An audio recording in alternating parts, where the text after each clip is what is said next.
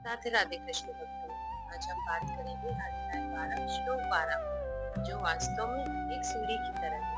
इसमें भगवान श्री कृष्ण बताते हैं कि साधक किस तरह क्रमशः आगे बढ़ सकता है और अंत में सबसे श्रेष्ठ क्या है। श्रेयो हि ज्ञानमभ्यासाच् ज्ञानध्यानं विशिष्यते ध्यानात् कर्मफलत्यागस् त्यागात् शान्तिरनन्तरम्। अर्थात अभ्यास से बढ़कर ज्ञान श्रेष्ठ है, ज्ञान से बढ़कर ध्यान श्रेष्ठ है और ध्यान से भी श्रेष्ठ है कर्म फल का त्याग, क्योंकि त्याग के बाद तुरंत शांति मिलती है। सरल भावार्थ में भगवान यहाँ क्रम बताते हैं।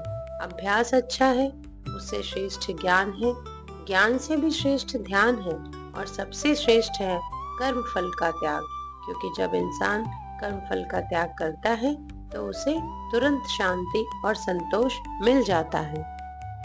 आइए इस श्लोक का वास्तविक जीवन में अनुप्रयोग समझ लेते हैं। पहला, कदम दर कदम भक्ति।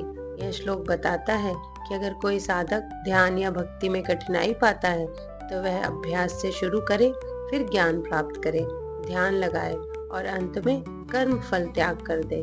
हर स्तर पर उन्नति संभव है। दूसरा, त्याग से आती है शांति। जब हम अपने कर्मों का फल भगवान को समर्पित कर देते हैं तब मन को गहरी शांति मिलती है, तनाव और चिंता कम हो जाती है। यही जीवन का सबसे बड़ा सुख है। तीसरा, व्यवहारिक शिक्षा।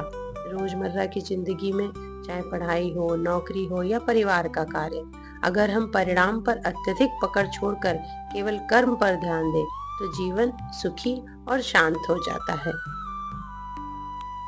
सफलता का रहस्य यही है, कर्म करो पर फल की चिंता भगवान पर छोड़ दो।